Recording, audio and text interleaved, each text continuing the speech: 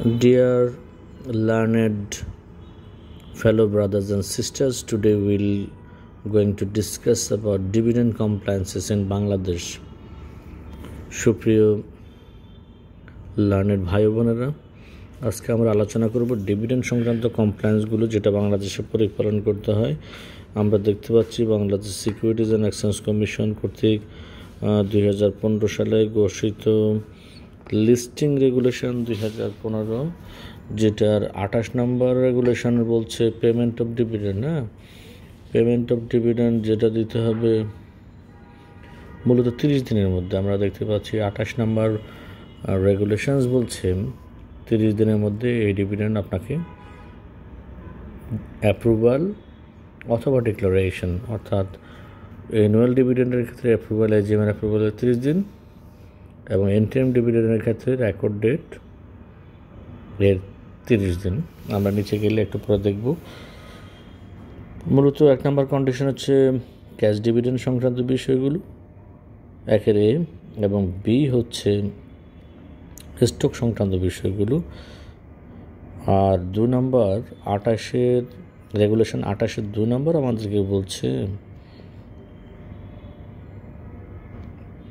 যে সময় মতো এই প্রবিধান পরিপালন করতে না পারলে পার ডে 5,000 টাকা করে জরিমানা হবে। 29 নম্বর বলছে ডিভিডেন্ড কমপ্লায়েন্স রিপোর্ট জমা দিতে হবে এই ডিভিডেন্ড কার্য সম্পাদন করার 7 দিনের মধ্যে। অর্থাৎ আমাদেরকে যেহেতু 30 দিন সময় বেঁধে দিয়েছে, 30 দিন শেষ হওয়ার 7 ওয়ার্কিং ডে কিন্তু এখানে আবার, তাহলে আমরা দেখতে পাচ্ছি এটা হচ্ছে 7 ওয়ার্কিং ডেজ। 30টা হচ্ছে 30 দিন, তাহলে 30 ডেজ প্লাস 7 ওয়ার্কিং ডেজ, 40 ডেজও হতে পারে সেটা। তাহলে এর মধ্যে আমাদের ডিভিডেন্ড কমপ্লায়েন্স রিপোর্ট জমা দিতে হবে, এক্সচেঞ্জে জমা দিতে হবে এবং ডিএসসি সিএসসিতে কমিশন এবং ডিএসসি সিএসসি জমা দিতে হবে। আর হচ্ছে 30 নম্বর বলছে ডিভিডেন্ড যদি আমরা স্পন্সর অথবা ডিরেক্টরদেরকে ছাড়া দিতে চাই তাহলে কি করতে হবে, অর্থাৎ সেক্ষেত্রে আমরা আলাদা একটা পিএসআই দিতে হবে এবং একটা বোর্ডের রিকমেন্ডেশন যে দিনে এই ডিসিশনটা হবে সেটা পিএসআই আকারে যাবে। 31 বছর কোনোভাবে যদি আংশিক ডিভিডেন্ড অথবা আমরা যদি ডিভিডেন্ড দিতে না চাই প্রফিট থেকে তাহলে কী করতে হবে। এবার আমরা আসছি এই সংক্রান্ত একটা ডিরেক্টিভ যেটা 14 জানুয়ারি 2021 সালে ঘোষিত হয়েছে। এই ডিরেক্টিভের 1 নম্বর কন্ডিশন বলছে যে কোনো একটা ইস্যুয়ার যদি ডিভিডেন্ড দিতে চায় তাহলে ডিভিডেন্ড দেওয়ার আগেই তাকে ডিভিডেন্ড ডিস্ট্রিবিউশন পলিসি বোর্ড থেকে অ্যাপ্রুভাল নিয়ে সেটা অ্যানুয়াল রিপোর্টও দিতে হবে, ওয়েবসাইটও দিতে হবে। এটা একটা নতুন বিষয়। এবং 2 নম্বর কন্ডিশন বলছে পে অফ করতে হবে অ্যানুয়াল ডিভিডেন্ডটা 30 দিনের মধ্যে, আর ইন্টারিম ডিভিডেন্ড হচ্ছে রেকর্ড ডেটের 30 দিনের মধ্যে।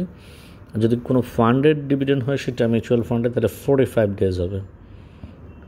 আর 3 নম্বর কন্ডিশন হচ্ছে ক্যাশ ডিভিডেন্ড সংক্রান্ত, আপনারা ভালো করে সেটা একটু দেখে নেবেন যে ডিক্লারেশনের 10 দিনের মধ্যে আলাদা একটা ব্যাঙ্ক অ্যাকাউন্ট করে অ্যামাউন্টটা সেখানে প্রেরণ করতে হবে এবং ব্যাঙ্ক টু ব্যাঙ্ক ট্রান্সফার অথবা বিএফটির মাধ্যমে ডিভিডেন্ড যারা এনটাইটেল তাদেরকে দিবেন আপনারা।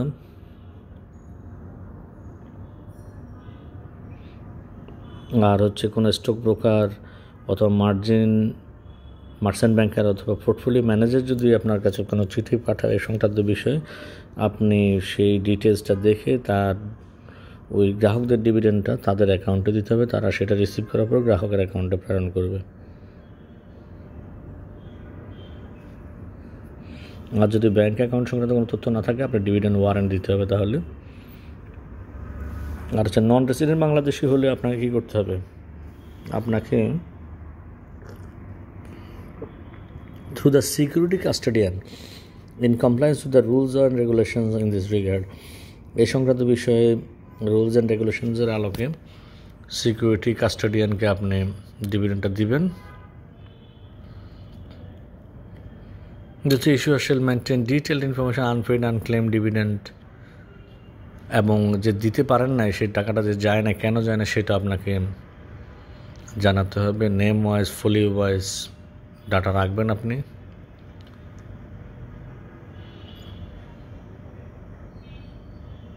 অ্যানুয়াল রিপোর্টের সামারি দিবেন। কোয়ার্টারলিতে সেটা উল্লেখ করবেন আনক্লেম ডিভিডেন্ড অ্যাকাউন্ট নামে। ইয়ার ওয়াইজ সামারিটা আপনাকে ওয়েবসাইটে পাবলিশ করতে হবে। আনপেড আনক্লেম ক্যাশ ডিভিডেন্ডটা আপনাকে ইন্টারেস্ট বা আদার্স বেনিফিট থাকলে সেটা যাবে ব্যাঙ্ক চার্জ বাদ দিয়ে। 1 বছর শেষ হলে আলাদা আবার একটা অ্যাকাউন্টে আপনি ট্রান্সফার করবেন সেটা। আর যদি স্টক হয় আপনাকে ডিরেক্ট বিও অ্যাকাউন্টে অ্যাড করবেন 30 দিনের মধ্যে।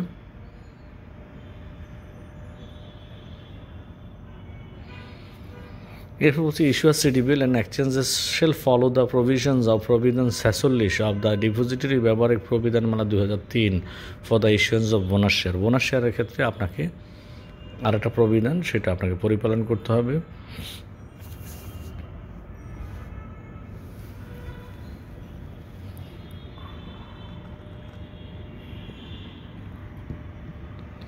এই ক্ষেত্রে আপনাকে বলেই দিয়েছে provided that the issuer shall maintain a suspense BO account for undistributed or unclaimed dividend or bonus share shall also follow the under mentioned procedure for ensuring rightful ownership. প্রথমে বলছে issuer shall send at least 3 reminders to the entitled shareholders, অর্থাৎ suspense অ্যাকাউন্টে প্রেরণ করার আগে তাকে একটা reminder দিতে হবে, 3 বার দিতে হবে।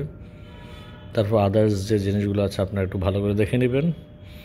6 নম্বর কন্ডিশন বলছে issuer shall submit a compliance report commission and exchanges in a specified format annexure A, অর্থাৎ এই নোটিফিকেশনের অ্যানেক্সার এতে একটা ফরম্যাট দেওয়া আছে ডিভিডেন্ড ডিস্ট্রিবিউশন রিপোর্ট, সেটা 2, 3, 4, 5, 7 পূরণ করে 7টা ওয়ার্কিং ডের মধ্যে completion of dividend distribution report প্রেরণ করবেন এবং সেটা আপনার ওয়েবসাইটেও কিন্তু প্রদর্শন করতে হবে। কোনোভাবেই কোনো ডিভিডেন্ড আপনাকে ফরফিট বা বাজেয়াপ্ত করতে পারবেন না যদি না কোনো আইনে সেটা বলে দেয়। If any cash dividend remains unpaid, unclaimed, unsettled, including accrued interest, এরপর বলছে 3 বছর ডেট অফ ডিক্লারেশন, অর্থাৎ 3 বছর ধরেও যদি কোনো কিছু দেওয়া না হয় ডিভিডেন্ড, তাহলে সেটা ফান্ডে ট্রান্সফার করবেন যেটা সিকিউরিটি এক্সচেঞ্জ কমিশন গঠন করেছে।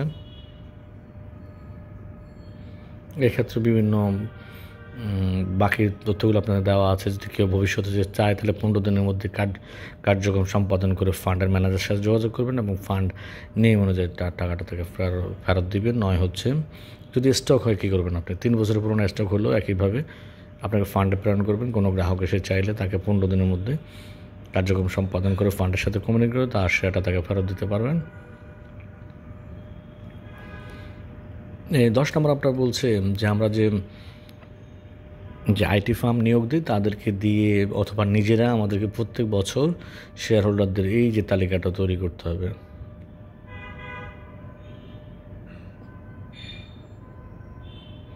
11 নম্বর বলছে যে সিডিপিএল এবং কোম্পানি, যদি পেপার শেয়ার হয় কোম্পানি প্রতি বছর তার শেয়ার হোল্ডারদের address and other things update করে নেবে। 12 নম্বর বলছে কোনো ইস্যুতে যদি এক্ষেত্রে কোনো ব্যাখ্যার প্রয়োজন হয় তাই কমিশনের ব্যাখ্যায় সবার উপরে প্রাধান্য পাবে বলছে। আর হচ্ছে এই ডিরেক্টিভটা ইমিডিয়েট ইফেক্ট এটাও বলছে। এবার আসছি আমরা ডিভিডেন্ড ডিস্ট্রিবিউশন কমপ্লায়েন্স রিপোর্ট। এক্ষেত্রে আপনাদের জন্য পুরোটাই অত সহজই হবে। যদি অ্যানুয়াল হয় অ্যানুয়াল দেবেন, ইন্টারিম হবে ইন্টারিম হবেন, আর অ্যানুয়াল হলে অডিটেড অ্যাকাউন্টস হবে, ইন্টারিম হলে আনঅডিটেড হবে। আপনার ডিরেক্টরদেরকে বাদ দিয়ে কোনো ডিভিডেন্ড দিয়েছেন কেউ যদি হয় ইয়েস দিবেন, যদি নো হয় নো দিবেন। ডিভিডেন্ডের ক্যাশ না স্টক সেটা দিবেন। আপনার কোম্পানির শেয়ারটা কোন ক্যাটাগরিতে মার্কেটে আছে সেটা দিবেন, A, B, G, N অথবা Z। এরপর আপনার কোম্পানির সেই অ্যাপ্রুভাল অফ দ্য ডিভিডেন্ডের বোর্ড AGM-এর ডেট দিবেন, রেকর্ড ডেট দিবেন, ডেট অফ কমেন্সমেন্ট যেদিন ডিভিডেন্ডটা দেওয়া শুরু করছেন সেটা দিবেন, কীভাবে ডিভিডেন্ডটা আপনি দিয়েছেন, BFTN bank transfer, CMSS dividend warrant সেগুলো পূরণ করবেন। ডেট অফ কমপ্লায়েন্স কখন কমপ্লিট করেছেন সেটা দিবেন। পেইড আপ ক্যাপিটাল ডিভিডেন্ড দেওয়ার আগে কত ছিল সেটা দিবেন। Total cash or bank dividend as per corporate declaration. এরপর আসছে খুবই গুরুত্বপূর্ণ 20 নম্বর ডিস্ট্রিবিউশন অফ অথবা ডিসবার্সমেন্ট ডিটেলস, কীভাবে আপনারা দিলেন ওই বছর চলতি বছর সেটা দিবেন। এটা হচ্ছে টোটাল, আর হচ্ছে অনলি ক্রেডিট যেটা হয়েছে সেটা 21 নম্বরে দেবেন। তাহলে 22 নম্বর হচ্ছে টোটাল আনপেইড, অর্থাৎ পুরো ওই বছর সংশ্লিষ্ট বছরে কী কী মোডে আপনি দিয়েছেন সেটা, ওয়ারেন্টিও সেটা দিবেন, ওয়ারেন্ট তো সবগুলো দিবেন, আর বাকি যা থাকে সেটা ওয়ারেন্টি লিখবেন। আর হচ্ছে ক্রেডিট যেটা হয়েছে ওই রিপোর্টটা দেওয়ার আগ পর্যন্ত সেটা আপনি লিখবেন। তাহলে আমরা পেলাম কীভাবে টাকাটা দিচ্ছি, সম্পূর্ণ টাকা 100 টাকা, ক্রেডিট হয়েছে সে ধরেন 99 টাকা, 1 টাকা হচ্ছে আনপেইড ওই বছরের। 20 থেকে 21 বাদ দিলে 22 হবে। এবং আছেন সবচেয়ে গুরুত্বপূর্ণ বিষয় হচ্ছে 23, সেটা হচ্ছে টোটাল আনপেইড অথবা আনডিস্ট্রিবিউটেড ডিভিডেন্ড, যেটা আপনার অ্যাকাউন্টে শো করছিল ওই সংশ্লিষ্ট বছরের 1 জানুয়ারি, সেটা আপনি এখানে লিখবেন। আর হচ্ছে 24 নম্বর হচ্ছে চলতি বছরের যে আনক্লেমটা আছে সেটা এখানে লিখবেন। তাহলে আমরা পেলাম 23 নম্বর হচ্ছে সাবেক আনক্লেমড, 24 নম্বর হচ্ছে চলতি বছরে আনক্লেমড, 25 নম্বর হচ্ছে চলতি বছরের সাবেক প্রদান, 26 নম্বর হচ্ছে মোট আনক্লেমড আমরা পেলাম। তাহলে 24, 23 যোগ করে 25 বাদ দিলে হচ্ছে 26। এরপর গ্র্যান্ড টোটাল পাবেন বলেছে 22 মাইনাস 26। এরপর 28 নম্বর হচ্ছে ইয়ার ওয়াইজ কত বছরের পুরনো কত ব্যালেন্স আছে সেটা লিখবেন।